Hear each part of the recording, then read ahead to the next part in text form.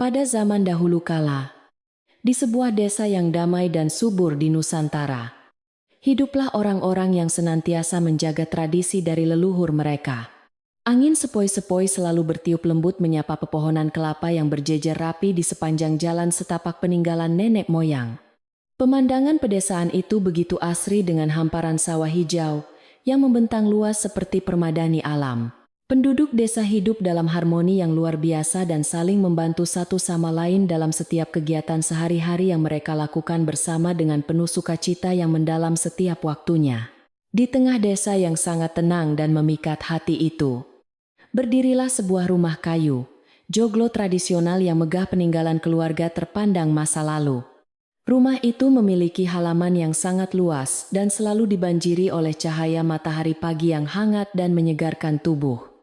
Di sudut halaman tersebut, terdapat sebuah sumur tua dengan air yang selalu jernih berkilau memantulkan cahaya matahari bagaikan cermin alam. Sumur itu menjadi saksi bisu berbagai peristiwa penting yang terjadi secara turun-temurun di dalam keluarga penghuni rumah kayu joglo kuno tersebut. Tidak jauh dari sumur yang bersejarah itu, terdapat sebuah dapur tradisional yang dibangun menggunakan dinding tanah liat yang tebal dan kuat. Dari atap dapur tersebut, asap putih seringkali mengepul pelan ke udara membawa aroma kayu bakar yang sangat menenangkan jiwa dan pikiran. Aroma masakan bumbu rempah selalu tercium sangat harum dari luar dan menandakan adanya kehidupan yang hangat di dalam rumah peninggalan tersebut. Dapur ini merupakan jantung dari rumah joglo itu, tempat berbagai cerita dan kenangan keluarga terukir dengan sangat manis sepanjang masa. Halaman penjemuran yang luas di depan rumah juga selalu dipenuhi dengan hasil panen padi yang menguning dan menyebarkan aroma khas pedesaan. Di rumah yang dipenuhi oleh kenangan indah inilah tinggal seorang gadis muda yang memiliki paras sangat ayu dan hati yang luar biasa lembut. Nama gadis cantik yang sangat berbudi pekerti luhur tersebut adalah Sari, anak kandung dari pemilik rumah kayu joglo megah yang telah tiada. Sari adalah gadis yang selalu menghormati orang tua dan senantiasa berusaha keras untuk menjaga martabat keluarganya di tengah masyarakat desa yang damai ini. Sari sangat mencintai rumah joglo peninggalan mendiang ayahnya itu, karena setiap sudutnya menyimpan kenangan masa kecilnya yang tidak akan pernah bisa terlupakan. Ayah Sari adalah seorang tokoh desa yang sangat dihormati oleh seluruh penduduk karena kebijaksanaan dan kebaikan hatinya yang sungguh luar biasa besar. Setelah kepergian ayahnya yang sangat mendadak, Sari berjanji di dalam hatinya untuk selalu merawat rumah kayu itu dengan segenap jiwa dan raganya. Ia menyapu halaman setiap pagi dan memastikan kayu penyangga rumah selalu bersih agar bangunan kuno itu tetap berdiri tegak dan megah selamanya. Namun sayang seribu sayang, kehidupan Sari yang damai di rumah peninggalan ayahnya itu tidak berlangsung dengan tenang seperti yang selalu ia harapkan. Mendiang ayahnya telah menikah lagi dengan seorang wanita bernama Nyi Ranti, yang kini resmi menjadi ibu tiri bagi gadis malang yang baik hati itu. Nyi Ranti memiliki sifat yang sangat bertolak belakang dengan mendiang ayah Sari, karena ia memiliki hati yang sangat serakah dan selalu menginginkan harta. Sejak hari pertama ayah Sari dimakamkan, Nyi Ranti sudah mulai merencanakan niat buruk untuk menguasai seluruh harta kekayaan peninggalan suaminya tersebut seutuhnya. Wanita yang penuh dengan kelicikan itu selalu mencari berbagai macam cara yang kotor untuk menyingkirkan Sari dari rumah kayu joglo kebanggaan keluarga tersebut. Nyi Ranti seringkali memberikan beban pekerjaan rumah yang sangat berat kepada anak tirinya itu tanpa pernah memberikan sedikit pun rasa belas kasihan. Sari harus bangun jauh sebelum ayam berkokok untuk menimba air dari sumur dan memasak makanan untuk ibu tirinya di dapur tanah liat yang pengap. Meskipun diperlakukan dengan sangat kasar dan tidak adil oleh Nyi Ranti, Sari selalu bersabar dan tidak pernah sekalipun mengeluarkan kata-kata keluhan dari mulutnya. Ketabahan hati gadis cantik itu justru membuat Nyi Ranti semakin merasa kesal dan marah karena ia ingin melihat anak tirinya itu menderita dan pergi. Ibu tiri yang jahat itu menyadari bahwa selama Sari belum menikah dan pergi dari rumah itu, ia tidak akan bisa menguasai sertifikat tanah peninggalan suaminya. Oleh karena itu, Nyi Ranti mulai memutar otaknya yang licik untuk mencari seorang pria yang paling buruk di desa agar bisa dinikahkan dengan anak tirinya. Ia berharap dengan pernikahan yang hina itu, Sari akan merasa sangat malu dan akhirnya bersedia meninggalkan rumah kayu joglo itu untuk selama-lamanya. Pada suatu sore yang mendung saat awan kelabu menutupi langit desa yang biasanya cerah, seorang pria asing datang berjalan gontai memasuki batas wilayah pedesaan. Pria itu tampak sangat mengenaskan dengan pakaian yang kompang-camping dipenuhi debu jalanan dan rambutnya yang panjang tidak terurus, menutupi sebagian besar wajahnya yang kusam. Ia berjalan dengan langkah yang sangat pelan dan terlihat seperti seorang pengemis malang yang kelaparan mencari sesuap nasi di desa yang makmur ini. Penduduk desa yang melihat pria asing itu segera menjauh, karena merasa jijik dengan penampilannya yang sangat kotor dan berbau kurang sedap dari kejauhan. Pria asing berpenampilan menyedihkan yang menyebut dirinya dengan nama Budi itu, akhirnya duduk berteduh di bawah sebuah pohon beringin besar di dekat pasar desa. Nyi Ranti yang kebetulan sedang melintas di sekitar pasar itu, tiba-tiba menghentikan langkahnya dan menatap pria miskin itu dengan sebuah senyuman yang sangat licik. Otak liciknya langsung bekerja dengan sangat cepat, merangkai sebuah rencana jahat yang dirasanya sangat sempurna untuk menghancurkan masa depan anak tirinya yang cantik itu. Ia segera menghampiri pria gembel itu dan menawarkan sebuah kesepakatan yang terdengar sangat gila, namun menguntungkan bagi seorang pengemis kelaparan di jalanan desa. Nyi Ranti mengatakan kepada pria lusuh itu bahwa ia akan memberikan makanan dan tempat tinggal asalkan pria itu mau menikahi anak gadisnya secepat mungkin. Budi yang saat itu terlihat sangat lemah dan tidak berdaya hanya menganggukkan kepalanya secara perlahan tanda menyetujui tawaran aneh dari wanita parubaya tersebut. Ibu tiri yang kejam itu tertawa penuh kemenangan di dalam hatinya karena ia merasa rencananya untuk mengusir Sari akan segera berhasil tanpa rintangan berarti. Ia membayangkan betapa malunya Sari ketika harus bersanding di pelaminan bersama seorang gembel kotor yang tidak jelas asal-usulnya dan tidak memiliki sepeser pun harta. Setibanya di rumah joglo sore itu, Nyi Ranti langsung memanggil Sari yang sedang sibuk membersihkan sisa-sisa kayu bakar di sudut dapur tanah liat mereka. Dengan suara yang sangat lantang dan nada yang penuh dengan paksaan yang tidak bisa dibantah, ibu tiri itu menyampaikan keputusan sepihaknya kepada anak tirinya. Kamu harus segera menikah besok pagi dengan seorang pria yang sudah aku pilihkan untukmu demi kebaikan keluarga ini, kata Nyi Ranti dengan tatapan mata tajam. Sari yang mendengarkan ucapan ibu tirinya itu merasa sangat terkejut bagaikan disambar petir di siang bolong, karena pemberitahuan itu terlalu mendadak baginya. Sari berusaha memberanikan diri untuk bertanya dengan suara yang bergetar lembut mengenai siapa pria yang telah dipilihkan oleh ibu tirinya yang berkuasa itu. Nyi Ranti tertawa mencemooh dan dengan nada merendahkan ia menjelaskan bahwa calon suami Sari adalah Budi, si pengemis jalanan yang baru saja tiba di desa. Hati gadis malang itu terasa sangat hancur. Berkeping-keping mendengar kenyataan pahit bahwa ia akan dipaksa menikah dengan seorang pria asing yang berpenampilan seperti gembel. Air mata mulai menggenang di pelupuk mata indahnya saat ia menyadari betapa kejamnya nasib yang harus ia jalani di bawah kendali ibu tirinya tersebut. Gadis berhati lembut itu memohon dengan sangat memelas kepada Nyi Ranti agar membatalkan rencana pernikahan yang sangat tidak masuk akal dan merendahkan martabatnya itu. Ia bersujud di kaki ibu tirinya sambil menangis terseduh-seduh, memohon sedikit belas kasihan atas nama mendiang ayahnya yang selalu berbuat baik semasa hidupnya dahulu. Namun hati Nyi Ranti sudah sekeras batu karang, dan ia sama sekali tidak mempedulikan tangisan memilukan dari anak tiri yang selalu dibencinya tanpa alasan jelas. Ia bahkan mengancam akan membakar rumah joglo peninggalan ayahnya itu jika Sari berani menolak perintahnya untuk menikah dengan pria gembel pilihannya pada esok hari. Mendengar ancaman kejam yang menargetkan rumah kesayangannya itu, tubuh Sari langsung gemetar ketakutan dan tangisannya pun mendadak terhenti karena ia tidak ingin rumahnya hancur.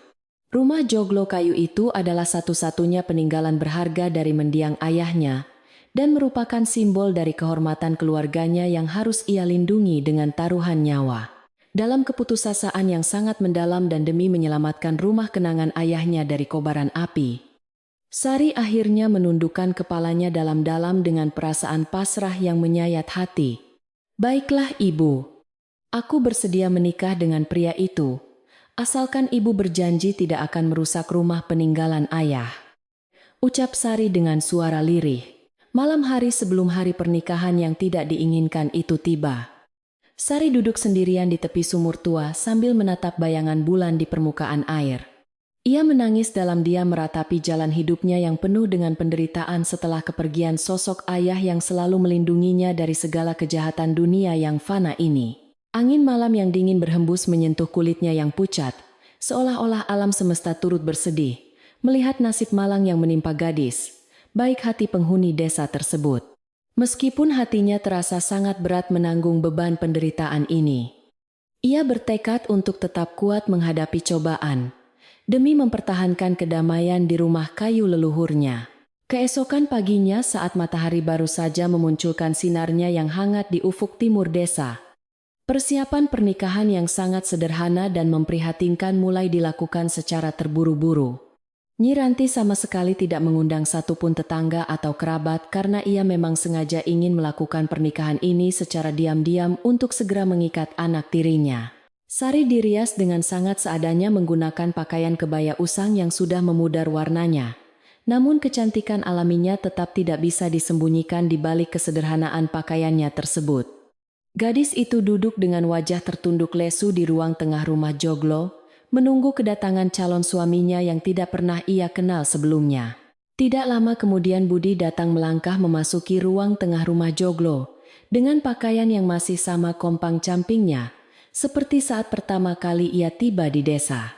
Bau tidak sedap masih menguar dari tubuhnya, membuat Nyi Ranti harus menutup hidungnya rapat-rapat, sambil menatap pria itu dengan pandangan yang sangat merendahkan dan penuh ejekan.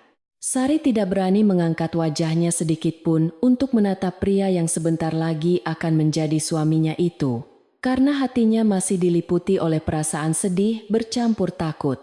Upacara pernikahan sakral itu akhirnya dilangsungkan dengan sangat singkat dan hanya disaksikan oleh seorang tokoh agama desa yang merasa keheranan.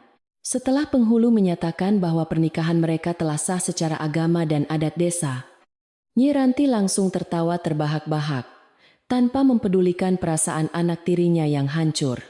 Ia merasa sangat bahagia karena rencananya untuk merendahkan Sari dan menguasai harta peninggalan suaminya kini selangkah lebih dekat menuju kenyataan yang selalu ia impikan setiap malam. Sekarang kamu sudah menjadi istri seorang gembel, dan kamu harus menerima nasib burukmu ini dengan lapang dada, kata Nyi Ranti dengan nada sinis merendahkan menantunya. Sari hanya bisa menggigit bibir bawahnya, menahan air mata yang siap menetes kembali membasahi pipinya yang sudah lelah menangisi takdir buruknya. Meskipun telah resmi menjadi sepasang suami istri di mata hukum dan agama yang berlaku di desa tersebut, kecanggungan yang luar biasa sangat terasa di antara keduanya. Budi lebih banyak diam dan menundukkan kepalanya, seolah-olah ia menyadari posisinya yang sangat hina di dalam keluarga besar pemilik rumah joglo kayu yang megah ini. Sementara itu Sari mencoba untuk menenangkan perasaannya yang berkecamuk hebat di dalam dada, agar ia bisa menerima kenyataan pahit ini dengan hati yang ikhlas sepenuhnya. Ia berulang kali meyakinkan dirinya sendiri bahwa pengorbanan besar ini ia lakukan semata-mata demi menjaga kelestarian rumah warisan dari mendiang ayah tercintanya. Hari pertama pernikahan mereka dihabiskan dalam keheningan yang menyelimuti seluruh sudut rumah kayu tradisional itu tanpa ada perayaan kebahagiaan seperti pengantin baru pada umumnya. Sari tetap menjalankan tugasnya seperti biasa dengan membersihkan halaman penjemuran dan memasak di dapur tanah liat yang hangat, meskipun statusnya kini telah berubah menjadi istri. Budi sesekali terlihat mencoba untuk membantu pekerjaan Sari mengangkat kayu bakar yang berat. Namun gadis itu menolaknya dengan halus karena merasa tidak enak hati padanya. Di lubuk hatinya yang paling dalam, Sari merasa iba melihat kondisi fisik suaminya yang terlihat lemah seakan belum makan makanan bergizi selama berhari-hari. Saat senja mulai turun menyelimuti desa dan suara jangkrik mulai terdengar bersahutan dari balik semak belukar di sekitar sumur, Sari menyiapkan makanan sederhana untuk suaminya. Ia meletakkan sepiring nasi hangat dengan lauk tempe dan sayur lodeh di atas meja kayu kecil yang berada di sudut dapur peninggalan keluarga mereka tersebut. Silakan makan suamiku. Meskipun makanannya sangat sederhana, aku harap ini bisa sedikit memulihkan tenaga yang hilang dari tubuhmu, ucap Sari dengan suaranya yang lembut menenangkan. Budi mengangkat kepalanya perlahan menatap mata istrinya yang tulus itu, kemudian mengangguk pelan seraya mengucapkan rasa terima kasihnya dengan suara yang sangat parau. Melihat Budi makan dengan sangat lahap di sudut dapur itu, membuat perasaan takut yang sejak kemarin menghantui pikiran Sari, perlahan-lahan mulai memudar tergantikan rasa tenang. Ia menyadari bahwa pria miskin di hadapannya ini bukanlah orang jahat, melainkan hanya seorang musafir malang yang sedang tidak beruntung dalam menjalani kehidupan keras ini. Walaupun ibu tirinya terus-menerus memberikan tatapan sinis dan kata-kata pedas dari ruang tengah rumah utama kepada mereka berdua, Sari memilih untuk mengabaikan semua gangguan tersebut sepenuhnya. Ia bertekad untuk menjadi istri yang baik, meskipun pernikahannya ini didasari oleh paksaan dan ancaman demi melindungi peninggalan rumah joglo dari niat jahat. Malam pertama mereka sebagai suami istri dilewati dengan tidur, beralaskan tikar anyaman daun pandan di lantai dapur, tanah liat yang cukup dingin, tersapu angin malam. Nyi Ranti dengan kejamnya melarang mereka berdua untuk tidur di kamar dalam rumah joglo karena menganggap pria gembel itu akan mengotori lantai kayu rumahnya yang bersih. Sari tidak membantah sedikitpun keputusan kejam ibu tirinya itu, dan dengan sabar ia membentangkan tikar lusuh itu untuk tempat istirahat suaminya yang kelelahan tersebut. Ia menyelimuti tubuh suaminya dengan kain jarik bekas, agar pria malang itu tidak kedinginan di tengah malam yang suhunya mulai menurun drastis di desa Asri. Saat Budi akhirnya terlelap dalam tidurnya yang terlihat sangat pulas di atas tikar pandan itu, Sari duduk bersandar pada dinding tanah liat sambil memeluk kedua lututnya. Ia menatap nyala api kecil dari lampu tempel yang menerangi dapur dengan cahaya remang-remang yang menciptakan bayangan panjang di sudut ruangan tempat mereka beristirahat. Sementara waktu, hatinya berdoa kepada Tuhan Yang Maha Kuasa, agar diberikan kekuatan ekstra untuk menghadapi semua rintangan hidup ini, dan berharap esok hari membawa sedikit kedamaian baginya. Di tengah keheningan malam desa yang syahdu itu perlahan mata gadis, baik hati itu pun mulai terpejam mencari ketenangan dalam alam mimpinya. Pagi hari pertama setelah pernikahan yang penuh dengan paksaan itu tiba dengan udara desa yang terasa sangat dingin menyengat kuit hingga ke tulang. Embun masih bergelayut manja di ujung dedaunan pohon kelapa saat Nyi Ranti sudah terbangun dengan wajah yang dipenuhi kemarahan tanpa alasan yang jelas. Ia berjalan menghentakkan kakinya dengan keras menuju dapur tanah liat tempat Sari dan Budi beristirahat di atas tikar pandan yang sangat lusuh semalaman. Suara langkah kakinya yang berat itu memecah keheningan pagi pedesaan dan membuat sepasang suami istri baru tersebut langsung terbangun dari tidur mereka yang sangat singkat, tanpa memberikan salam atau sapaan yang pantas di pagi hari yang damai itu. Nyi Ranti langsung berkacak pinggang di depan wajah menantunya yang masih mengantuk. Ia memaki Budi dengan kata-kata yang sangat kasar dan merendahkan martabat pria tersebut di hadapan Sari yang hanya bisa menundukkan kepalanya dalam-dalam karena ketakutan. "Bangun kalian berdua pemalas. Jangan berpikir kalian bisa menikmati kenyamanan rumah joglo ini, sementara aku yang menjadi pemilik sahnya mulai sekarang," teriak Nyi Ranti melengking. Teriakan keras ibu tiri yang kejam itu bahkan membuat beberapa ekor ayam peliharaan di halaman belakang berlarian, ketakutan mencari tempat sembunyi. Nyi Ranti kemudian menunjuk ke arah luar rumah dengan jari telunjuknya yang dihiasi cincin emas besar hasil dari mengambil paksa harta peninggalan mendiang ayah Sari. Ia memerintahkan Sari dan Budi untuk segera membereskan barang-barang mereka yang sangat sedikit itu dan keluar dari area dapur tanah liat secepat mungkin hari ini. "Mulai detik ini kalian berdua harus tinggal di gudang kayu bakar yang reot di dekat sumur tua sana karena kalian tidak pantas berada di sini," usir wanita parubaya itu. Hati Sari kembali hancur mendengar pengusiran tersebut, namun ia tidak berani melawan karena takut rumahnya dirusak. Dengan langkah yang sangat gontai dan perasaan sedih yang teramat mendalam di dadanya, Sari mulai mengemasi tikar pandan dan beberapa helai pakaian tuanya yang sudah memudar. Budi yang melihat istrinya menangis dalam diam itu, hanya bisa menghela napas panjang tanpa mengucapkan sepatah kata pun untuk membalas cacian ibu mertuanya yang berhati kejam.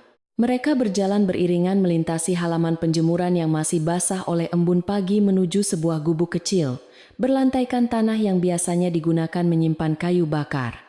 Gubuk reot itu terlihat sangat memprihatinkan dengan atap daun rumbia yang sudah banyak berlubang di sana-sini sehingga angin bisa masuk. Setibanya di gudang kayu bakar yang sangat sempit dan terasa pengap tersebut, Sari langsung meletakkan barang-barang bawaannya di sudut ruangan yang paling kering dari tetesan embun. Ia mulai membersihkan tumpukan debu dan sarang laba-laba yang menutupi dinding bambu gubuk malang itu dengan menggunakan sapu lidi tua yang ia temukan tergeletak di lantai. Budi tidak tinggal diam melihat istrinya bekerja keras sendirian di pagi buta.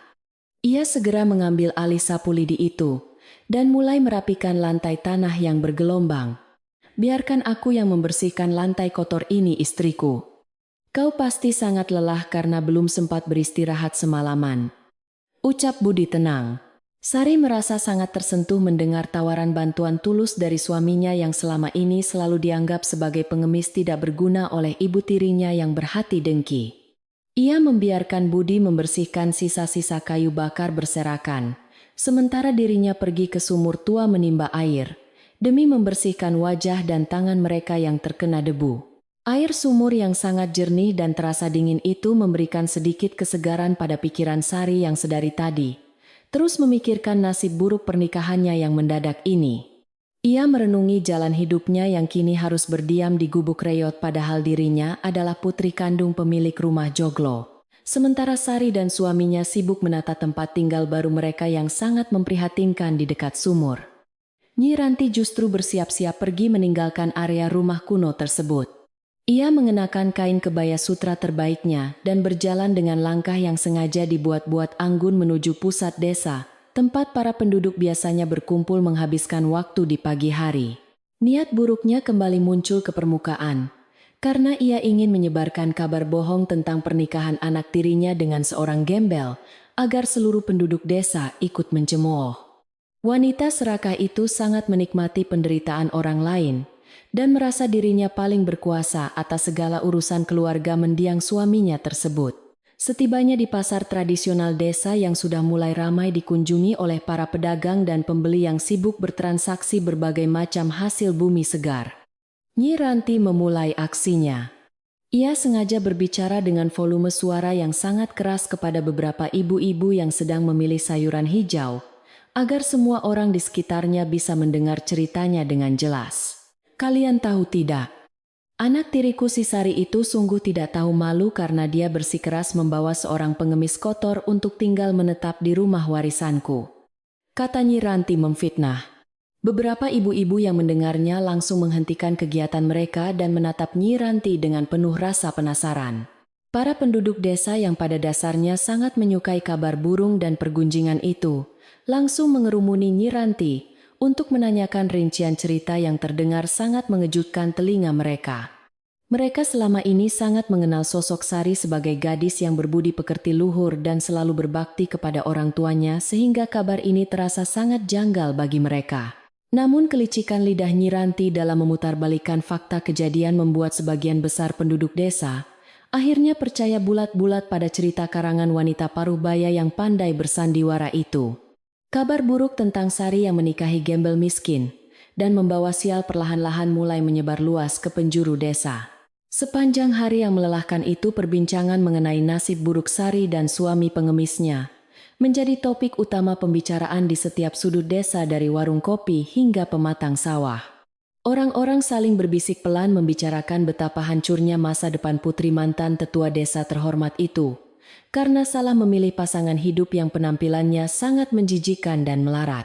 Beberapa penduduk desa bahkan mulai merasa enggan untuk sekadar melewati jalan setapak di depan rumah joglo tersebut, karena takut ketiban sial dari pria gembel pendatang baru.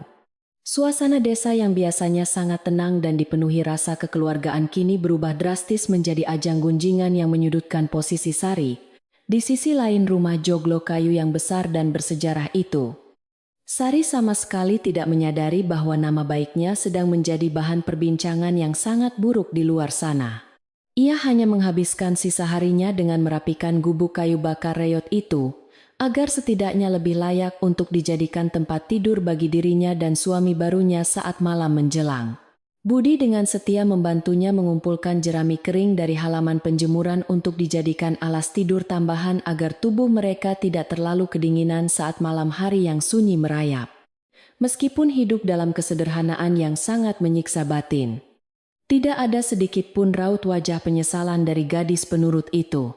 Matahari sore perlahan-lahan mulai turun ke ufuk barat, mengubah warna langit desa menjadi jingga keemasan yang sangat indah dipandang mata dari sela-sela rimbunnya dedaunan pepohonan kelapa. Angin sore berhembus sangat lembut menyapu halaman rumah Joglo dan menerbangkan beberapa helai daun kering yang jatuh berserakan di sekitar bibir sumur tua tempat Sari biasa mencuci. Perut Sari mulai terasa sangat perih karena ia belum memasukkan sedikit pun makanan ke dalam mulutnya sejak pagi buta, akibat terlalu sibuk membersihkan gubuk reot tempat tinggal barunya. Ia berniat pergi ke dapur tanah liat untuk memasak sisa beras yang ada, namun ketakutan bertemu Nyi Ranti menahannya. Tiba-tiba dari arah belakang terdengar suara langkah kaki yang sangat pelan, dan berhati-hati melangkah mendekati area sumur tua di mana Sari sedang duduk termenung memikirkan nasibnya yang malang. Dari balik pohon pisang besar yang tumbuh lebat di sudut pekarangan belakang, muncullah seorang wanita parubaya yang wajahnya sudah dipenuhi keriput, namun memancarkan kebaikan hati tiada tara. Wanita tua tersebut adalah Mbok Minah, seorang pelayan setia yang sudah bekerja puluhan tahun merawat rumah Joglo itu sejak mendiang ayah Sari masih hidup sehat bugar. Mbok Minah sangat menyayangi gadis cantik itu seperti anak kandungnya sendiri dan selalu berusaha melindunginya secara diam-diam. Mbok Minah tampak membawa sebuah rantang bambu berukuran kecil yang sengaja ditutupinya dengan daun pisang lebar agar tidak terlihat oleh mata tajam Nyi Ranti yang mungkin sedang mengawasi. Ia mendekati Sari dengan raut wajah yang penuh rasa iba, melihat anak majikan kesayangannya itu kini harus hidup menderita tinggal di sebuah gubuk kayu bakar yang tidak layak huni. Doro Sari yang baik hati. Ini Mbok bawakan sedikit nasi hangat dan lauk sisa makan siang tadi, agar Ndoro dan suami tidak kelaparan di malam hari yang dingin, bisik Mbok Minah. Sari menerima rantang bambu itu dengan kedua belah tangannya yang sedikit gemetar menahan haru, sambil mengucapkan kalimat rasa terima kasih yang tak terhingga dari lubuk hatinya.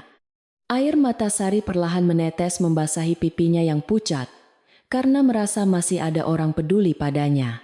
Mbok Minah mengusap dengan sangat lembut rambut panjang Sari yang tergerai berantakan untuk memberikan ketenangan batin sebelum pandangannya beralih ke arah gubuk reot di mana Budi sedang beristirahat.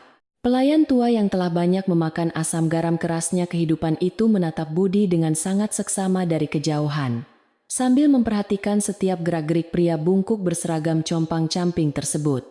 Ada sebuah perasaan yang mengganjal di dalam hati Mbok Minah ketika ia melihat postur tubuh pria miskin itu. Berbeda dengan kebanyakan penduduk desa yang hanya bisa menilai seseorang dari penampilannya yang kotor dan berbau menyengat. Mbok Minah memiliki ketajaman insting yang sangat luar biasa dan selalu terlatih. Ia memperhatikan lekat-lekat bahwa meskipun pakaian Budi sangat lusuh dan robek di berbagai sisinya, pria itu duduk dengan punggung tegak lurus yang memancarkan sebuah kewibawaan besar yang sengaja disembunyikan. Cara Budi mengatur hembusan napasnya dan gerak tubuhnya yang tenang sama sekali tidak menunjukkan tanda-tanda keputusasaan seperti yang biasa terlihat pada pengemis jalanan kelaparan sesungguhnya. Mbok Minah langsung menyadari ada rahasia besar yang sedang disembunyikan rapat-rapat oleh pria asing pendatang baru tersebut. Setelah merasa cukup lama mengamati sosok Budi dari jarak yang dirasa aman tersebut, Mbok Minah perlahan kembali menatap wajah Ayu Sari yang masih sembab karena terlalu banyak menangis. Pelayan tua yang sangat bijaksana dan syarat pengalaman itu memegang kedua bahu Sari dengan erat dan menatap lurus ke dalam bola mata indah gadis itu untuk menyampaikan pesannya. Bersabarlah dan tajamkan penglihatanmu. Nak, pengemis biasa tidak akan pernah memiliki tatapan setenang dan langkah semantap dirinya, ucap Mbok Minah dengan suara yang sangat pelan, namun terdengar tegas. Pesan yang penuh teka-teki itu diucapkan dengan keyakinan penuh sebelum pelayan tua itu bergegas pergi menjauh meninggalkan sumur. Rangkaian kata-kata pelayan tua itu terus-menerus terngiang-ngiang di dalam kepala Sari, bagaikan gema pantulan suara yang tidak mau berhenti berbunyi di dalam keheningan sore menjelang malam hari. Ia menatap lekat rantang bambu yang berada di pelukannya, dan kemudian secara perlahan memalingkan wajah cantiknya untuk melihat sang suami yang masih duduk dengan tenang di depan pintu gubuk. Sari mulai merenungkan makna tersirat yang mendalam dari ucapan Bokminah tadi dan berusaha mengingat kembali semua kejadian aneh yang terjadi sejak kedatangan pria gembel itu kemari. Gadis yang cerdas itu mulai meyakini bahwa memang ada sesuatu yang berbeda dari suaminya yang selama ini terabaikan. Malam yang sepi akhirnya perlahan menyelimuti desa dengan jubah gelapnya yang menawan dihiasi oleh ribuan bintang berkelap-kelip di atas langit yang bersih, tanpa awan sedikit pun menutupi pendaran cahayanya. Sari membawa rantang bambu pemberian Bokminah masuk ke dalam gudang kayu bakar yang dingin dan mengajak suaminya untuk menyantap makan malam bersama di atas hamparan tikar jerami. Ia membagi makanan sederhana pemberian pelayan itu menjadi dua bagian yang sama rata, dan mereka memakannya dalam diam, hanya ditemani oleh cahaya rembulan yang menerobos masuk melalui celah bambu. Saat makan itulah Sari memberanikan diri mencuri pandang ke arah Budi, demi membuktikan kebenaran ucapan pelayan setianya. Cahaya bulan purnama yang keperakan malam itu jatuh memantul tepat di atas wajah Budi yang kusam dan dipenuhi debu, sehingga Sari bisa melihat fitur wajahnya dengan sedikit lebih jelas. Walaupun tertutup oleh lapisan kotoran dan rambut tebal yang berantakan, Sari dapat melihat dengan pasti bahwa Budi memiliki hidung yang mancung dan tulang rahang yang sangat tegas membingkai wajahnya. Tatapan matanya yang tadi siang sempat terlihat sayu kini tampak begitu tajam dan penuh kewaspadaan, seolah-olah ia sedang memantau kondisi keamanan di sekitar rumah Joglo. Sikapnya saat mengunyah makanan pun terlihat sangat tenang dan teratur layaknya seorang bangsawan yang sedang menikmati hidangannya. Di area luar gubuk reot yang mereka tempati itu suara jangkrik dan katak mulai bernyanyi bersahutan menciptakan sebuah melodi alam pedesaan yang sangat khas dan mampu menenangkan setiap jiwa.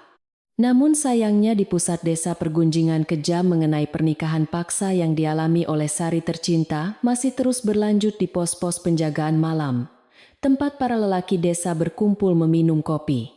Mereka terus membicarakan keangkuhan Nyi Ranti yang tega membuang anak tirinya sendiri ke gudang kayu bakar tanpa adanya sedikit pun rasa penyesalan di dalam lubuk hatinya yang telah menghitam.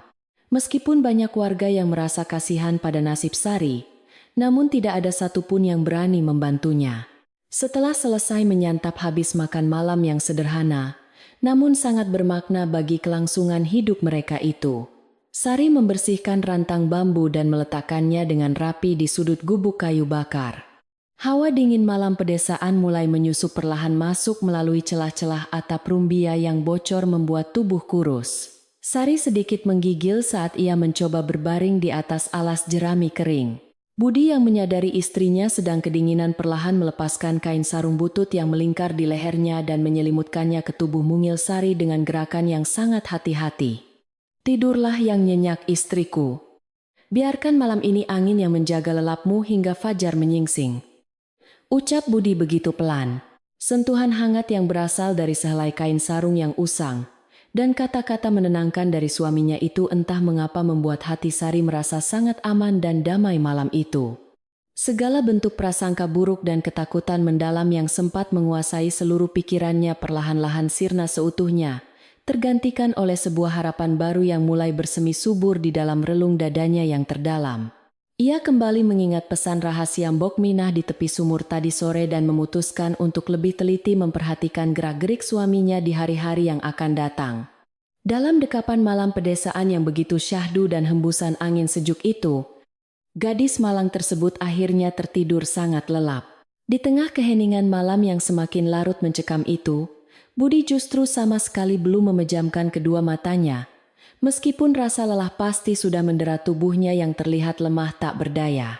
Pria dengan identitas misterius itu tetap terjaga duduk bersila di dekat pintu gubuk reot, sembari menjaga istrinya yang sedang tertidur pulas dari segala kemungkinan bahaya yang mengintai di kegelapan malam. Ia menatap tajam ke arah bangunan rumah Joglo megah yang berdiri angkuh di seberang halaman sana dengan sebuah sorot mata penuh makna yang sangat sulit ditebak oleh orang biasa. Rahasia besar yang ia sembunyikan di balik pakaian compang-campingnya itu perlahan menunggu waktu yang tepat. Hari berganti minggu dengan ritme kehidupan desa yang tetap berjalan tenang, namun menyimpan misteri tersendiri di dalam gubuk kayu bakar reot tersebut. Sari mulai memperhatikan setiap gerak-gerik Budi dengan sangat saksama sesuai dengan nasihat bijaksana yang pernah diberikan oleh pelayan tua Mbok Minah kepadanya. Gadis berhati lembut itu diam-diam mencermati cara suaminya menyelesaikan pekerjaan sehari-hari di sekitar sumur tua dan halaman penjemuran yang sangat luas itu. Walaupun pakaian pria itu masih terlihat sangat compang-camping dan berdebu kotor, ada sebuah kejanggalan besar yang perlahan mulai terlihat sangat jelas di mata istrinya. Kejanggalan pertama yang sangat disadari oleh Sari adalah ketika ia melihat kedua belah tangan Budi saat sedang membelah kayu bakar di belakang gubuk. Kulit tangan pria yang selama ini dianggap sebagai pengemis jalanan itu ternyata tidak memiliki bekas kapalan atau kulit kasar yang biasanya dimiliki pekerja kasar. Jari jemarinya tampak sangat terawat dengan baik, dan bentuknya begitu lentik serta kuat, seolah-olah tangan tersebut lebih terbiasa memegang pena daripada mengayunkan kapak tumpul. Sari terdiam sejenak merenungkan kenyataan aneh ini, sambil terus mengamati suaminya yang sedang bekerja dengan tenang, tanpa banyak bicara di bawah terik matahari. Suatu sore, ketika langit mulai memancarkan cahaya jingga keemasan yang sangat memukau mata, Budi sedang mencuci wajahnya di pinggir sumur tua dengan air jernih. Sari menyodorkan sebuah handuk kecil yang sudah usang, namun bersih kepada suaminya dan secara tidak sengaja jemari mereka saling bersentuhan dengan cukup lembut. Gadis itu bisa merasakan kehalusan kulit suaminya yang sungguh tidak masuk akal bagi seorang pria gelandangan yang katanya hidup luntang-lantung di kerasnya jalanan. Terima kasih banyak istriku karena engkau selalu merawatku dengan penuh kesabaran meskipun hidup kita sangat menderita, ucap Budi, sambil tersenyum menatap mata istrinya. Kecurigaan Sari semakin bertambah besar setiap malam tiba, ketika kegelapan telah menyelimuti seluruh desa dan suara jangkrik mulai terdengar bernyanyi di luar gubuk. Ketika Sari pura-pura sudah tertidur lelap di atas tikar jerami yang tipis, ia seringkali membuka matanya sedikit untuk mengintip apa yang dilakukan suaminya. Budi selalu menyalakan sebuah lampu pelita kecil dengan nyala api yang sangat redup, lalu mengeluarkan sebuah gulungan kertas kulit kuno dari balik bajunya. Pria itu membaca tulisan-tulisan aneh pada gulungan tersebut dengan sangat tekun, dan sesekali menganggukkan kepalanya seperti sedang memahami sebuah ilmu rahasia tingkat tinggi. Tulisan yang ada pada gulungan kulit kuno tersebut sama sekali tidak mirip dengan huruf biasa yang sering digunakan oleh penduduk desa pada umumnya. Aksara itu terlihat sangat rumit dan indah menandakan bahwa benda tersebut bukanlah barang sembarangan yang bisa dimiliki oleh seorang pengemis miskin kelaparan. Sari menahan napasnya karena merasa sangat takjub, sekaligus penasaran dengan identitas asli pria asing yang kini telah resmi menjadi suami sahnya di mata agama. Ia tidak berani bertanya secara langsung karena takut menyinggung perasaan suaminya, dan memilih untuk terus menunggu waktu yang tepat demi mengungkap kebenaran ini. Puncak dari segala keanehan itu terjadi pada suatu pagi yang sangat cerah ketika burung-burung berkicau merdu menyambut hangatnya sinar mentari menyinari bumi Nusantara. Sari baru saja kembali dari dapur tanah liat setelah mengambil air panas dan mendapati sebuah pemandangan yang sangat mengejutkan di sudut gubuk reotnya. Tepat di bawah tumpukan jerami kering, tempat mereka biasa tidur, terdapat beberapa keping uang emas murni yang berkilauan indah, memantulkan cahaya matahari pagi. Tidak hanya itu saja, ada juga sebuah gulungan kain sutra berwarna merah marun yang sangat halus dan mewah tergeletak rapi di dekat kepingan emas. Jantung Sari berdebar sangat kencang, seolah-olah mau melompat keluar dari dadanya saat melihat benda-benda berharga yang sama sekali tidak masuk akal tersebut. Ia segera menutup mulutnya dengan kedua tangan, agar tidak menjerit saking terkejutnya melihat kekayaan yang tiba-tiba muncul di dalam gubuk kayu bakar ini. Budi yang saat itu sedang duduk bersila di dekat pintu gubuk langsung menoleh dan memberikan sebuah senyuman yang sangat menenangkan kepada istri tercintanya. Janganlah engkau merasa takut atau khawatir melihat benda-benda itu istriku, karena semuanya adalah milik kita yang sah dan bukan hasil dari perbuatan mencuri, ujar Budi lembut. Penjelasan yang diucapkan dengan nada sangat tenang itu justru membuat pikiran Sari semakin dipenuhi oleh berbagai macam pertanyaan besar yang menuntut sebuah jawaban. Ia melangkah perlahan mendekati suaminya dan duduk bersimpu di hadapan pria misterius itu, sambil menatap lekat-lekat bola matanya yang berwarna hitam kecoklatan. Bagaimana mungkin seorang musafir miskin sepertimu bisa memiliki kepingan emas murni dan kain sutra dari kerajaan besar yang harganya tidak ternilai harganya ini? Tanya Sari ragu. Ia berharap suaminya akan memberikan penjelasan yang masuk akal, agar hatinya yang sedang diliputi rasa cemas ini bisa kembali menjadi tenang seperti sedia kala. Budi hanya tertawa kecil, menanggapi pertanyaan istrinya yang terdengar sangat polos dan dipenuhi rasa kebingungan yang wajar bagi seorang gadis desa biasa. Ia mengangkat tangan kanannya yang bersih untuk merapikan helaian rambut Sari yang sedikit berantakan. Tertiup angin pagi yang masuk dari celah dinding bambu. Waktunya belum tepat bagiku untuk menceritakan semuanya kepadamu sekarang. Namun aku berjanji bahwa kebenaran yang sesungguhnya akan segera terungkap di depan semua orang. Jawab Budi. Kata-kata itu diucapkan dengan penuh kewibawaan yang membuat Sari tanpa sadar menganggukkan kepalanya tanda mematuhi dan mempercayai perkataan sang suami tanpa bantahan lagi. Sari segera mengambil beberapa lembar daun pisang kering dan sisa-sisa jerami untuk menutupi kepingan emas serta kain sutra mewah tersebut agar tidak terlihat. Ia tahu betul betapa berbahayanya jika ibu tirinya yang sangat serakah itu sampai mengetahui keberadaan harta karun berharga ini di dalam gubuk mereka. Nyi Ranti pasti akan melakukan segala macam cara keji untuk merampas emas tersebut dan menggunakan alasan itu untuk mengusir mereka selamanya dari pekarangan rumah. Setelah menyembunyikan benda-benda itu dengan sangat rapat, Sari berusaha bersikap normal dan kembali melanjutkan pekerjaan kasarnya menyapu halaman penjemuran seperti hari-hari sebelumnya. Sementara itu Nyi Ranti yang sedang duduk santai di beranda rumah Joglo, megah terus saja mengawasi setiap gerak-gerik anak tirinya dari jarak jauh. Wanita parubaya yang hatinya penuh dengan kedengkian itu, merasa tidak puas hanya dengan mengusir Sari ke gubuk kayu bakar yang hampir roboh. Ia sangat ingin mengusir mereka berdua keluar dari desa ini untuk selamanya agar dirinya bisa segera menjual sebagian tanah warisan mendiang suaminya tersebut. Nyi Ranti selalu mencari-cari kesalahan sekecil apapun yang dilakukan oleh menantunya agar ia memiliki alasan kuat untuk memarahi dan mempermalukan mereka di hadapan warga desa. Pada suatu siang yang sangat terik ketika matahari tepat berada di atas kepala, memancarkan panas yang luar biasa membakar kulit penduduk desa, Sari sedang pergi ke pasar desa untuk membeli sedikit garam.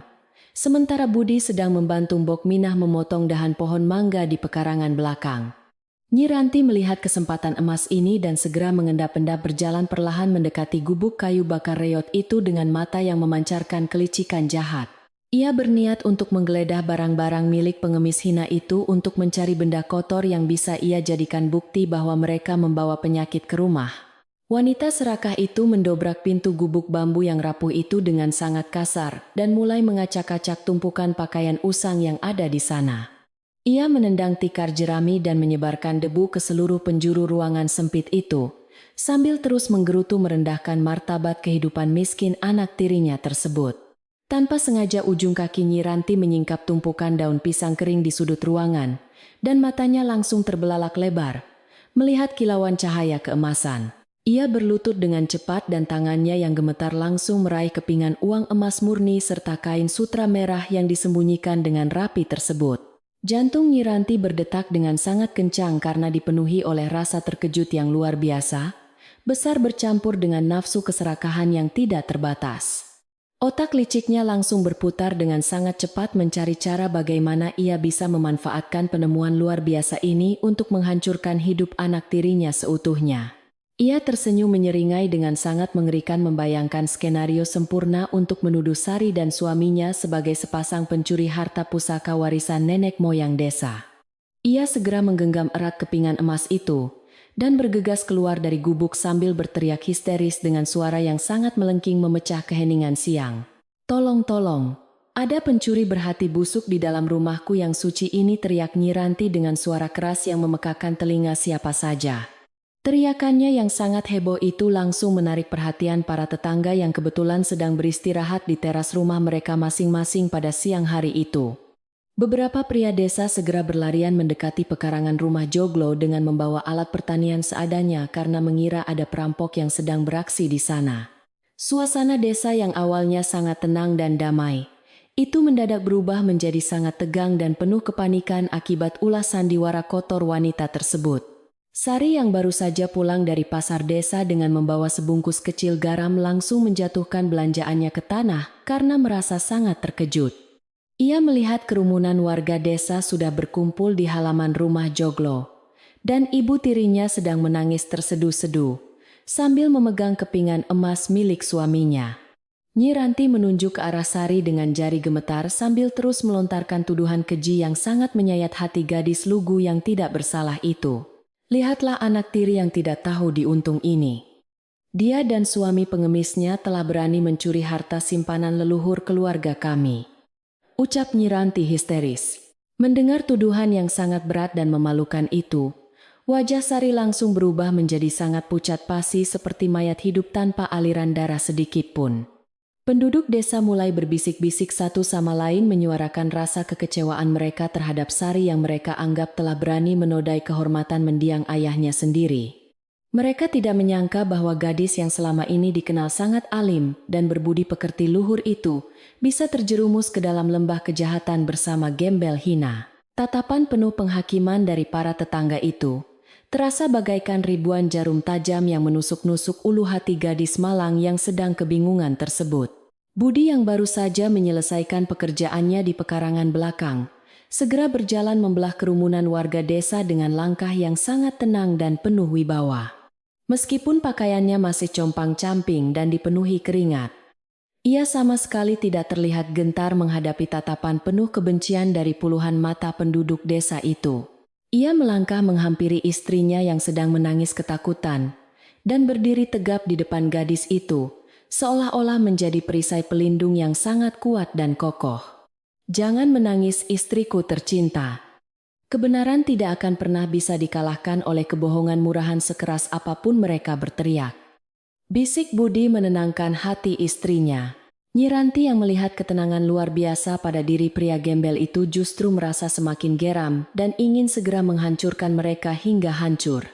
Ia berjalan mendekati Budi dan meludah ke tanah tepat di depan ujung kaki pria itu sebagai bentuk penghinaan yang paling rendah dan kotor. Kalian berdua benar-benar pasangan yang sangat menjijikkan dan tidak tahu malu. Beraninya kalian mencuri emas murni warisan suamiku yang kusimpan dengan sangat rapat. Bentak Nyi Ranti. Kebohongan yang keluar dari mulut wanita parubaya itu semakin memperkeruh suasana membuat warga desa mulai mendesak agar mereka diusir. Sari mencoba untuk membela diri dengan suara yang sangat bergetar menahan isak tangis yang terus mendesak keluar dari kerongkongannya yang terasa amat kering. Kami sama sekali tidak pernah mencuri harta siapapun ibu. Emas itu entah bagaimana sudah ada di dalam gubuk kami sejak pagi tadi. Bela Sari. Namun pembelaan jujur dari gadis malang itu sama sekali tidak dihiraukan oleh Nyi Ranti maupun warga desa yang sudah termakan oleh fitnah kejam tersebut. Nyi Ranti malah tertawa meremehkan dan menganggap alasan yang dikemukakan oleh anak tirinya itu hanyalah bualan kosong belaka untuk menutupi kejahatan besar. Mbok Minah yang sejak tadi berdiri mematung di sudut halaman penjemuran hanya bisa menggigit bibirnya dengan perasaan cemas melihat majikan kesayangannya disudutkan warga. Pelayan tua yang bijaksana itu sangat yakin bahwa Sari dan Budi tidak mungkin melakukan perbuatan tercela seperti yang dituduhkan oleh Nyi Ranti yang licik. Ia teringat kembali pada aura bangsawan yang terpancar dari sosok Budi dan meyakini bahwa sebentar lagi sebuah peristiwa besar pasti akan segera terjadi. Kuatkan hatimu, nak. Langit tidak akan membiarkan orang jujur terus-menerus disiksa oleh kefanaan dunia yang sementara ini. Gumam. Bok. Minah pelan bagaikan doa. Budi memegang tangan Sari yang terasa sangat dingin seperti es dan menggenggamnya erat untuk menyalurkan sebuah kekuatan spiritual yang menenangkan aliran darah gadis itu. Pria misterius itu memandang sekeliling kerumunan warga desa dengan sorot mata yang tajam dan menembus sanubari membuat beberapa pemuda desa secara refleks menundukkan kepala. Meskipun tubuhnya dibalut oleh kain usang yang kotor. Aura kekuasaan yang menguar dari dalam dirinya tiba-tiba terasa sangat mengintimidasi siapa saja yang berada di sana. Ia tidak membalas cacian Nyi Ranti dengan kemarahan, melainkan hanya memberikan sebuah senyuman tipis yang menyimpan ribuan misteri tak terpecahkan. Sari mengambil napas panjang menyingkirkan segala bentuk rasa takut dan keraguan yang selama ini selalu mengurung jiwanya dalam sangkar penderitaan tiada akhir ini. Ia mengingat kembali perjuangan mendiang ayahnya dalam membangun nama baik keluarga dan bertekad untuk berdiri tegak, membersihkan nama suaminya dari segala fitnah keji. Dengan suara yang jauh lebih lantang dan tegas dari sebelumnya, ia menatap langsung ke dalam kedua mata ibu tirinya yang dipenuhi oleh api keserakahan. Aku bersedia menanggung hukuman apapun jika terbukti bersalah. Mari kita panggil kepala desa untuk menyelidiki kebenaran emas ini secara adil. Tantang Sari berani. Keberanian tidak terduga yang ditunjukkan oleh gadis penurut itu membuat Nyi Ranti sedikit terkejut. Namun ia segera menguasai dirinya kembali dengan sangat licik. Ia merasa bahwa ini adalah jalan yang paling sempurna untuk mempermalukan Sari secara resmi di hadapan aparat desa dan mengusirnya tanpa sisa keraguan. Budi yang berdiri di samping istrinya hanya menganggukkan kepala tanda memberikan persetujuan penuh atas tindakan berani yang baru saja diambil oleh wanita pujaan hatinya. Pertunjukan kebenaran yang sesungguhnya baru saja akan dimulai. Dan malam ini desa tersebut tidak akan pernah lagi sama seperti malam-malam tenang sebelumnya. Malam itu halaman depan rumah kayu joglo yang luas mendadak dipenuhi oleh seluruh penduduk desa yang penasaran dengan kejadian pencurian tersebut. Obor-obor bambu dinyalakan di setiap sudut pekarangan menciptakan bayangan menari-nari yang semakin menambah suasana tegang di antara kerumunan warga desa yang hadir. Kepala desa yang bertubuh gempal dan berkumis tebal datang dengan wajah serius untuk memimpin sidang terbuka yang diminta oleh Nyi Ranti yang serakah. Wanita berhati jahat itu berdiri dengan angkuh di atas undakan teras rumah utama sambil melipat kedua tangannya di depan dada dengan penuh kemenangan. Sari duduk bersimpuh di atas tanah berdebu tepat, di tengah lingkaran warga desa dengan kepala tertunduk lesu menahan rasa malu yang luar biasa. Budi duduk dengan tenang di samping istrinya, tanpa menunjukkan sedikit pun rasa gentar menghadapi tatapan menghakimi dari ratusan pasang mata yang mengelilingi mereka berdua. Kepala desa berdehem keras untuk menenangkan kerumunan yang masih berbisik-bisik membicarakan kepingan emas murni yang kini tergeletak sebagai barang bukti di atas meja. Mari kita mulai penyelidikan ini dengan adil agar kebenaran segera terungkap jelas malam ini. Ucap kepala desa dengan suara lantang memecah keheningan malam. Nyi Ranti dengan penuh semangat langsung maju ke depan dan menunjuk wajah Sari dengan jari telunjuknya yang dihiasi cincin emas hasil rampasan harta. Ia menceritakan kembali kisah karangannya dengan sangat meyakinkan seolah-olah dirinya adalah korban dari kelicikan anak tiri yang berkomplot dengan seorang pengemis jalanan. Gadis ini telah berani mengkhianati kepercayaan keluarga dengan mencuri harta warisan leluhur kami demi menghidupi suami gembelnya yang tidak berguna itu. Tuduh Nyi Ranti. Beberapa warga desa langsung menganggukkan kepala tanda setuju dengan ucapan wanita parubaya itu karena mereka sudah lama terhasut oleh fitnah kejamnya. Mendengar tuduhan menyakitkan itu, Sari mengangkat wajahnya yang pucat dan memberanikan diri menatap langsung ke arah kepala desa yang sedang duduk bersila.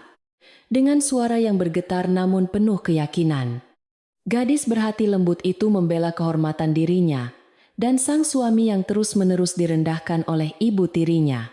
Bapak kepala desa yang bijaksana, kami bersumpah tidak pernah mengambil sepeser pun harta dari rumah ini, karena kami menghormati peninggalan mendiang ayahku, kata Sari terisak.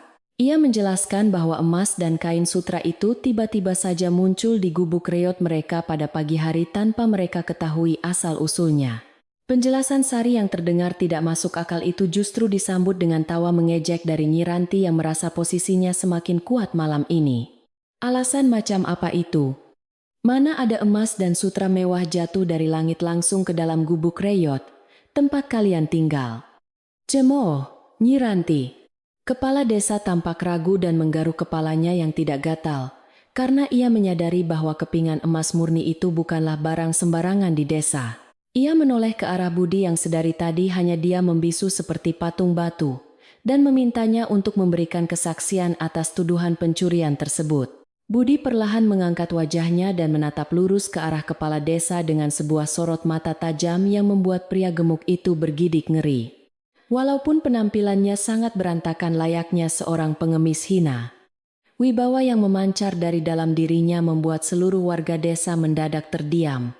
Membisu penuh tanda tanya. Benda-benda berharga itu adalah milikku yang sah, dan aku bisa membuktikan kebenarannya jika kalian bersedia menunggu sebentar lagi hingga waktunya tiba. Ucap Budi tenang. Suaranya terdengar sangat berat dan menggema di seluruh halaman rumah. Joglo menghentikan tawa meremehkan Nyi Ranti yang langsung terdiam dengan wajah kesal. Nyi Ranti yang tidak sabar ingin segera melihat anak tirinya diusir dari desa langsung membantah ucapan Budi dengan nada suara yang sangat tinggi. Pembohong besar.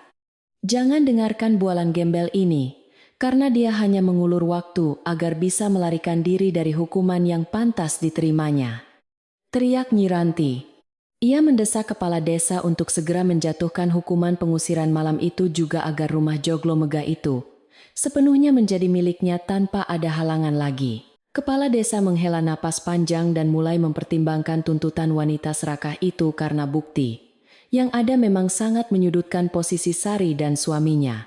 Saat kepala desa baru saja membuka mulutnya untuk membacakan keputusan pengusiran yang sangat ditunggu-tunggu oleh Nyi Ranti, sebuah suara gemuruh terdengar dari kejauhan. Suara derap langkah kaki kuda yang sangat banyak, dan suara roda kereta kayu yang bergesekan dengan jalanan berbatu membuat tanah desa sedikit bergetar. Seluruh penduduk desa memutar kepala mereka ke arah gerbang utama pekarangan rumah Joglo dengan perasaan panik bercampur rasa penasaran yang luar biasa besar. Obor-obor bambu yang mereka pegang bergetar hebat, mengikuti irama ketakutan yang mendadak menyergap hati mereka karena belum pernah ada rombongan besar datang kemari. Dari balik kegelapan malam desa yang pekat, muncullah barisan prajurit berpakaian zirah perak berkilauan yang menunggangi kuda-kuda gagah perkasa dengan langkah tegap.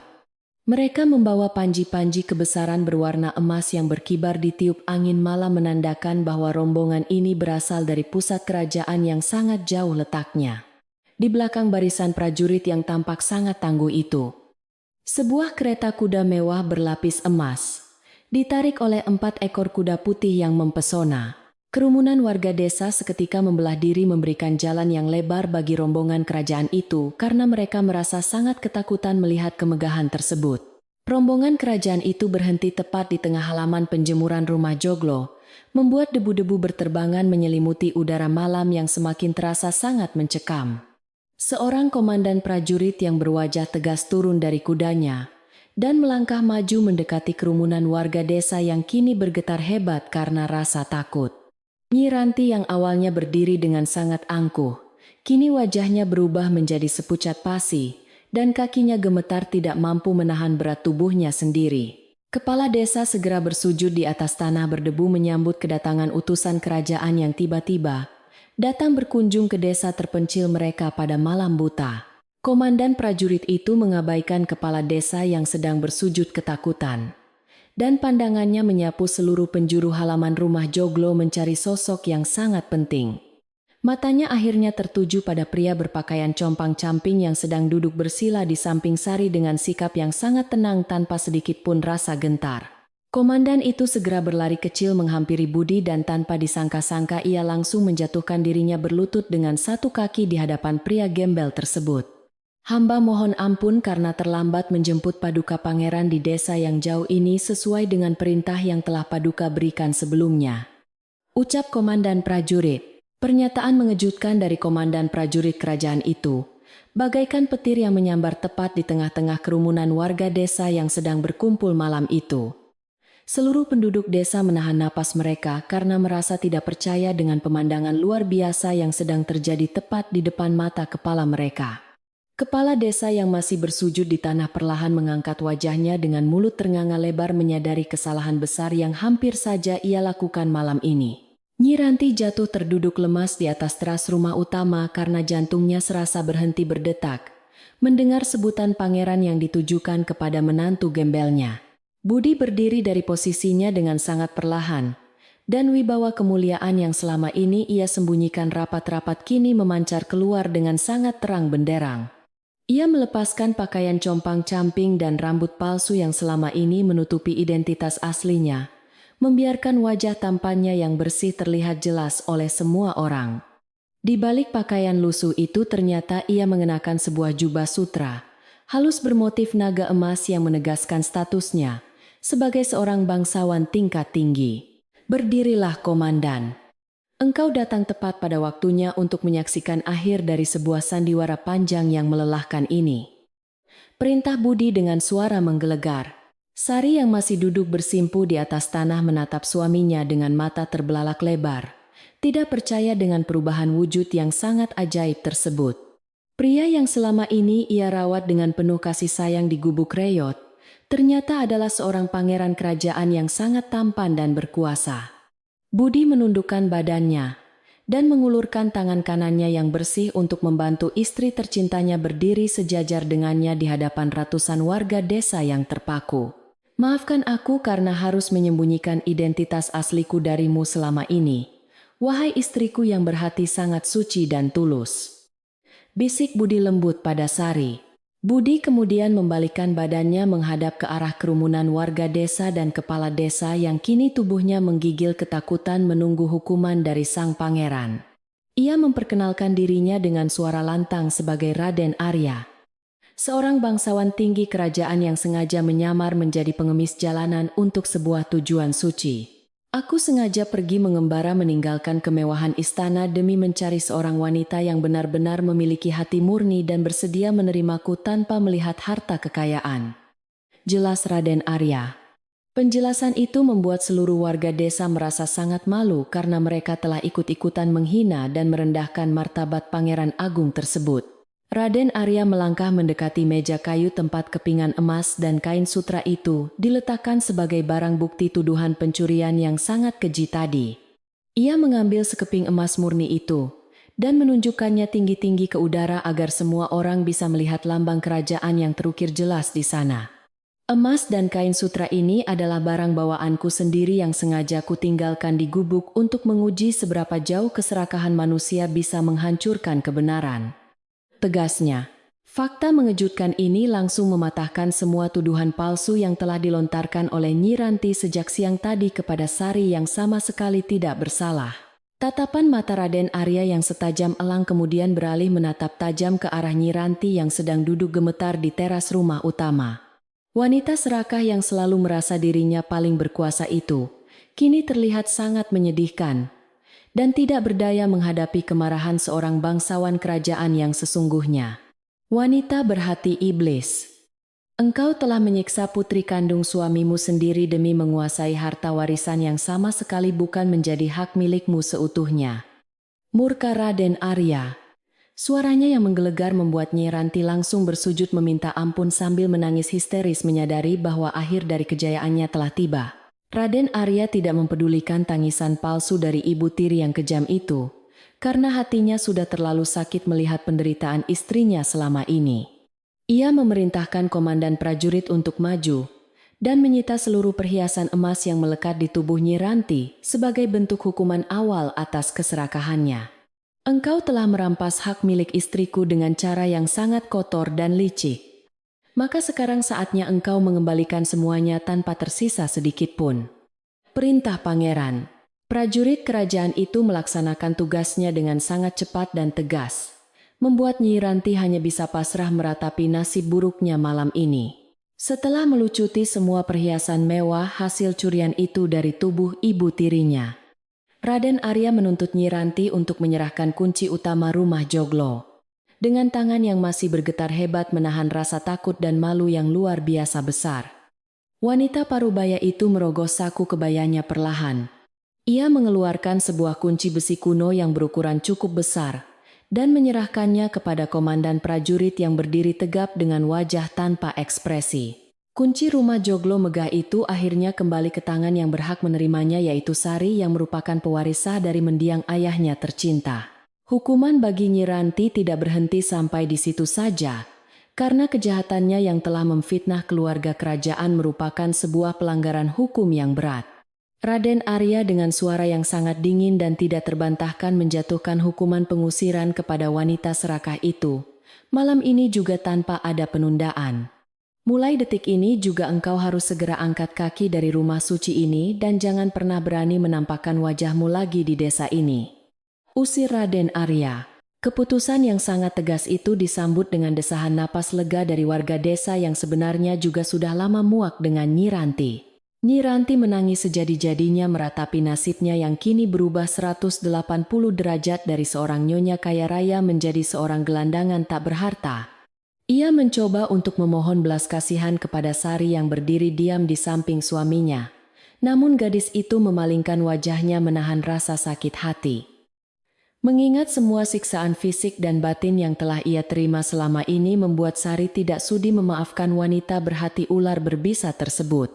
Prajurit kerajaan akhirnya menyeret Nyi Ranti keluar dari pekarangan rumah Joglo, memaksanya berjalan menembus kegelapan malam desa tanpa membawa satu barang berharga pun. Setelah kepergian wanita penyebar fitnah itu dari lingkungan rumah peninggalan ayahnya, suasana di halaman penjemuran perlahan-lahan mulai berubah menjadi jauh lebih tenang kembali.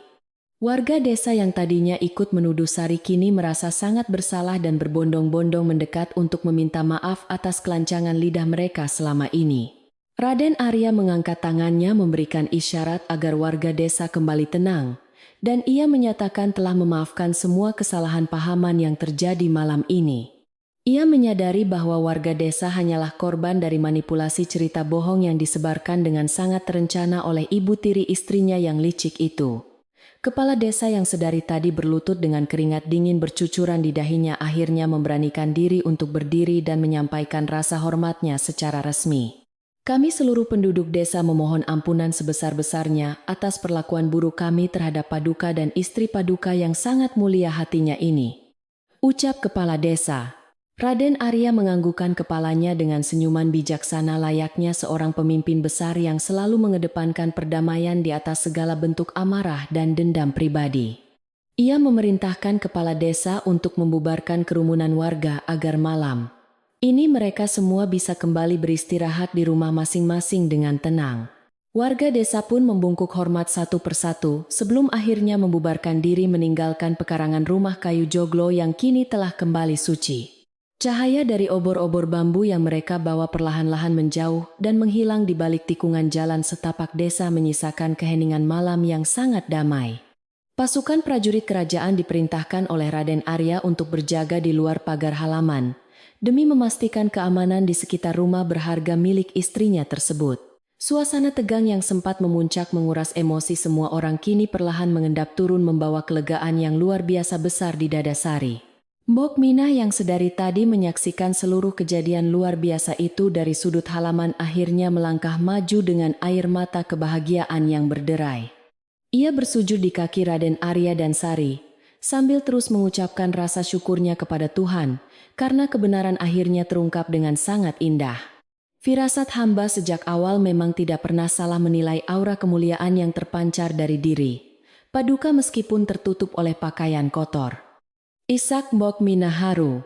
Raden Arya tersenyum ramah dan meminta pelayan tua yang sangat setia itu untuk berdiri karena malam ini penderitaan mereka semua telah resmi berakhir.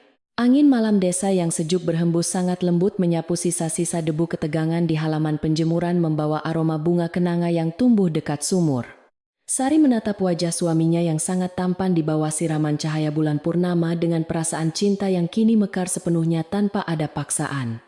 Rumah kayu Joglo kebanggaan mendiang ayahnya kini telah kembali ke tangannya dan terbebas dari segala macam niat buruk orang-orang yang dipenuhi keserakahan duniawi.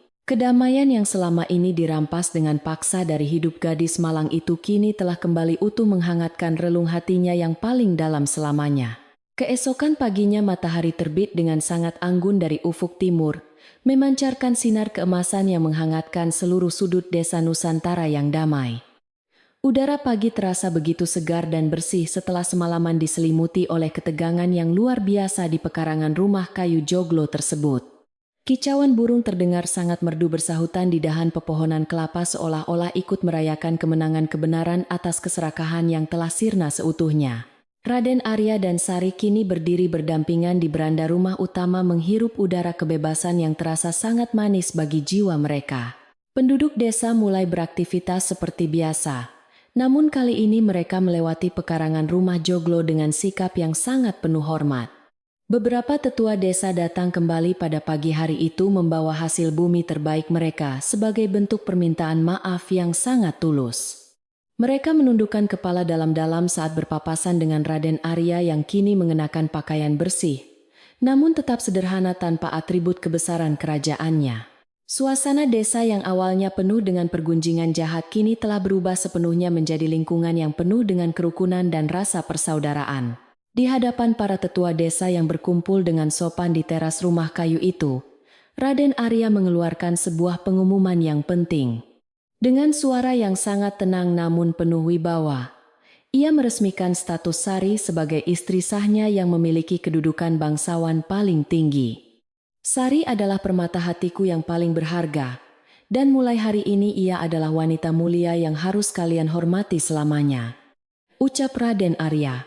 Para tetua desa menganggukkan kepala mereka dengan penuh rasa syukur, karena gadis baik hati itu akhirnya mendapatkan kebahagiaan sejati. Komandan prajurit kerajaan masih bersiaga di halaman penjemuran bersama kereta kuda berlapis emas, yang terlihat sangat menyilaukan di bawah sinar matahari. Ia menunggu perintah dari sang pangeran untuk segera mengawal kepulangan mereka berdua menuju istana kerajaan yang sangat megah dan bergelimang harta. Semua orang di desa mengira bahwa Sari pasti akan segera meninggalkan kehidupan pedesaan yang sederhana ini untuk menikmati kemewahan sebagai istri bangsawan. Namun di dalam lubuk hatinya yang paling dalam, gadis berhati lembut itu masih merasakan keterikatan yang sangat kuat dengan rumah ini. Sari menatap setiap sudut rumah kayu joglo itu, dengan pandangan mata yang dipenuhi oleh kenangan indah bersama mendiang ayahnya semasa kecil. Ia menyentuh tiang penyangga dari kayu jati yang kokoh dan merasakan kehangatan masa lalu yang selalu memberikannya kekuatan dalam menghadapi penderitaan. Suamiku yang mulia, istana kerajaan pasti sangat indah. Namun jiwaku telah menyatu dengan setiap jengkal tanah dan kayu di rumah warisan ini, bisik Sari lembut. Ia berharap suaminya bisa mengerti betapa berartinya bangunan tua ini bagi kelangsungan hidup dan kedamaian batinnya selama ini. Raden Arya menatap wajah istrinya yang sangat damai itu, dan tersenyum dengan penuh pengertian karena ia sangat mencintai kesederhanaan jiwa gadis itu. Pangeran tampan itu membelai rambut Sari dengan penuh kasih sayang dan menyatakan bahwa ia juga lebih menyukai kehidupan desa yang sangat tenang. Kekayaan istana tidak akan pernah bisa menandingi ketulusan hatimu dan kedamaian yang aku rasakan saat berada di rumah kayu ini bersamamu, jawab Raden Arya. Keputusan besar itu pun diambil dengan hati yang sangat mantap untuk tetap tinggal di desa menjaga peninggalan leluhur. Sang pangeran kemudian berjalan mendekati komandan prajurit yang sedang berdiri tegap dan memberikan perintah tegas untuk kembali ke pusat kerajaan tanpa dirinya.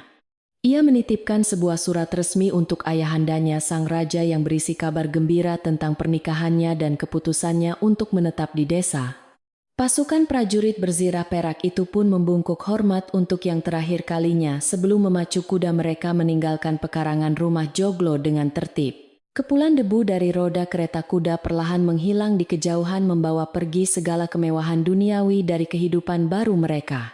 Bok Minah tidak bisa menyembunyikan rasa bahagianya melihat majikan kesayangannya kini telah menjadi nyonya besar di rumah kayu joglo peninggalan ayahnya.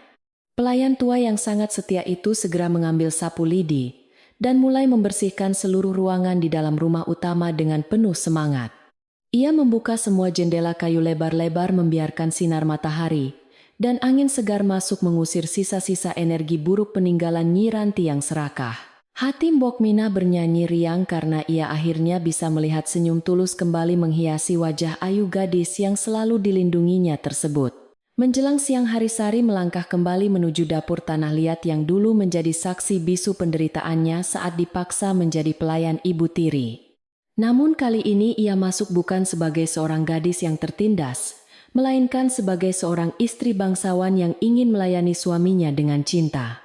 Aroma kayu bakar yang khas segera memenuhi udara saat ia mulai menyalakan api di tungku bata untuk memasak hidangan istimewa siang ini. Ia mengambil beras terbaik dari lumbung kayu dan memetik beberapa sayuran segar yang tumbuh subur di pekarangan belakang dekat sumur air. Raden Arya yang tidak ingin berpangku tangan melihat istrinya sibuk di dapur segera menyusul dan menawarkan bantuan dengan sangat antusias sekali.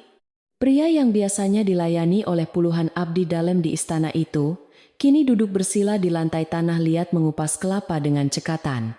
Pemandangan seorang pangeran kerajaan yang rela mengotori tangannya demi membantu istrinya memasak sungguh sangat menakjubkan dan menghangatkan hati siapa saja yang melihatnya. Mereka tertawa bersama saat percikan air kelapa mengenai wajah. Raden Arya menciptakan sebuah kebahagiaan sederhana yang tidak akan bisa dibeli dengan uang. Suara mendidih dari sayur lodeh di dalam periuk tanah, lihat berpadu dengan aroma harum bumbu rempah tradisional yang sangat menggugah selera makan. Sari menggoreng tempe dan membuat sambal terasi kesukaan suaminya dengan menggunakan cobek batu warisan keluarga yang selalu dijaganya dengan sangat baik selama ini. Asap putih yang mengepul dari cerobong atap dapur membawa keharuman masakan desa itu, menembus udara siang yang cerah hingga ke halaman depan.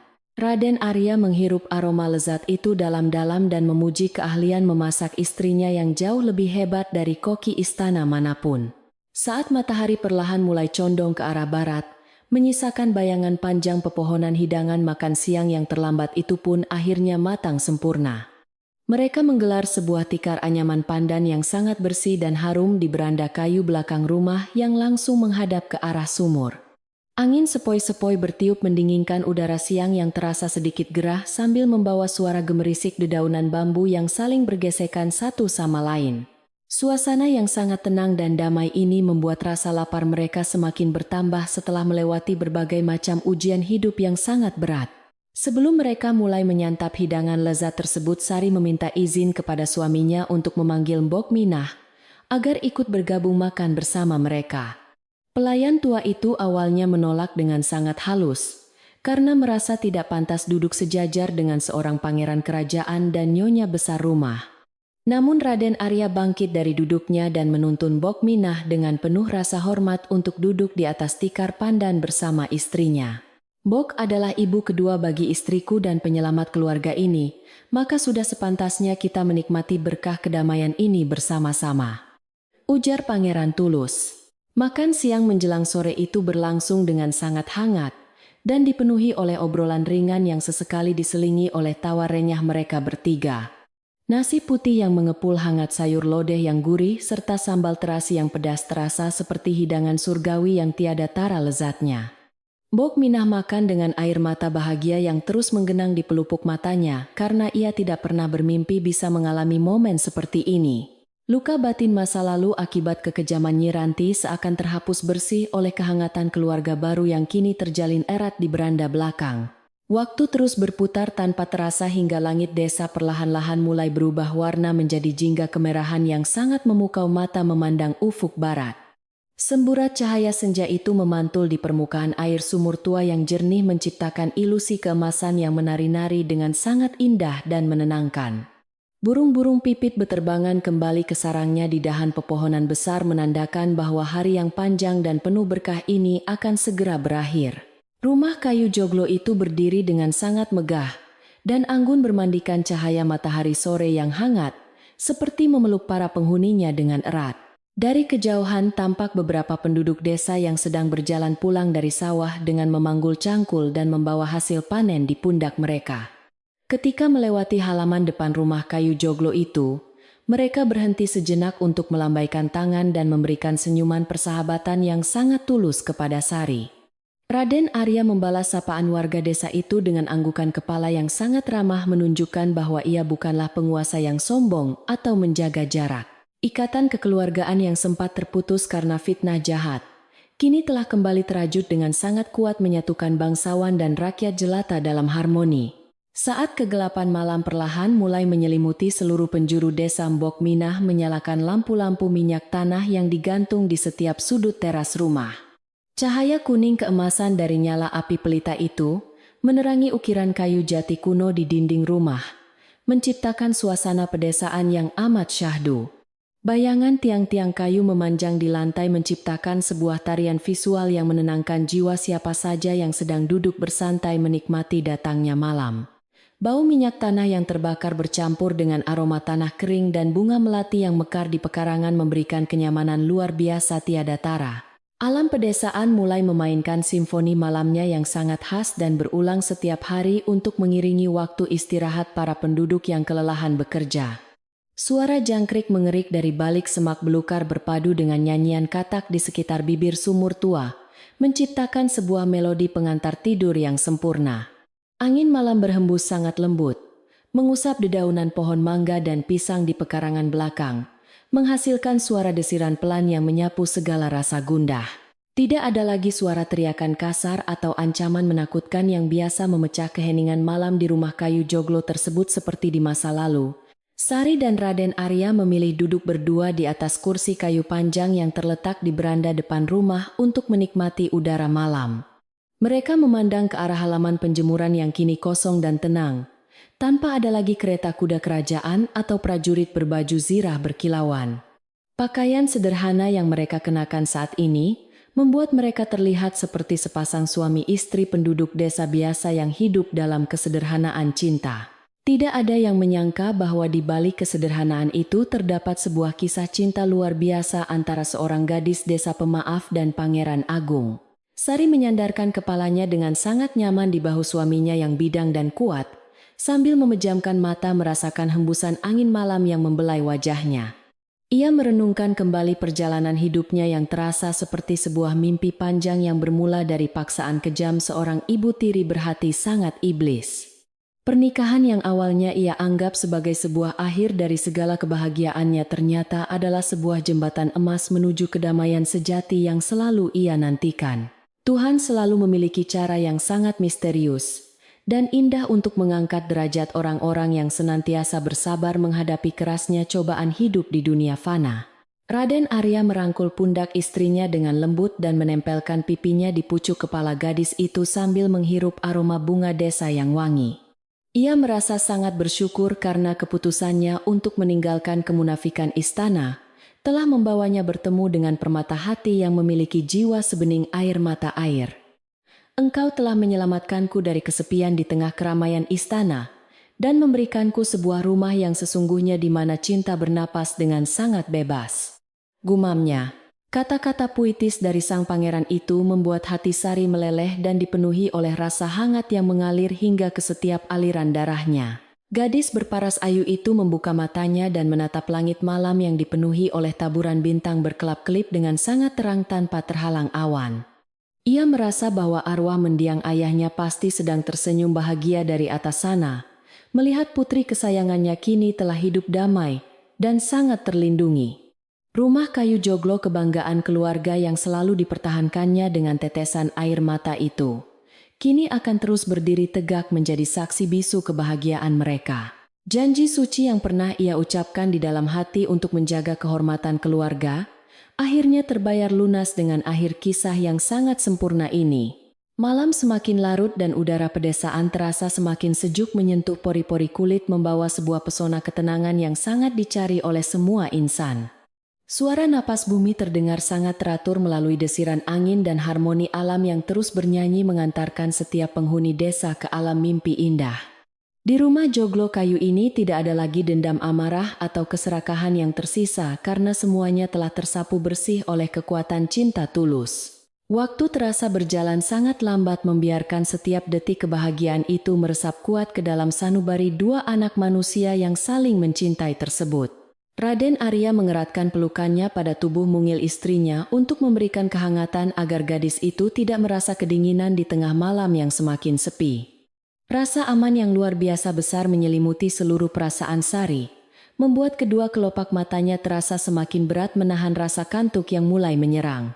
Di beranda rumah kayu tua yang menyimpan ribuan kenangan ini, mereka akhirnya menemukan titik akhir dari sebuah pencarian panjang akan kebahagiaan dan kedamaian sejati. Kesederhanaan hidup berdampingan dengan alam desa terbukti jauh lebih berharga daripada tumpukan harta kekayaan yang seringkali hanya membawa malapetaka bagi manusia. Sari tersenyum dengan sangat manis di dalam dekapan erat suaminya, sambil mendengarkan detak jantung pria mulia itu yang berirama tenang bagaikan melodi surga. Ia mengambil napas panjang menghirup udara malam, untuk yang terakhir kalinya sebelum bersiap menyerahkan seluruh kesadarannya pada buayan tidur malam yang sangat lelap. Tidurlah suamiku tercinta karena badai penderitaan kita telah berlalu selamanya dan kini biarkan keheningan malam menjaga kedamaian hati kita hingga esok pagi menyapa. Bisiknya lembut. Kalimat penuh ketenangan itu mengudara bersama hembusan angin pedesaan menutup kisah panjang ini dan perlahan menuntun pendengarnya menuju ke dalam lelap.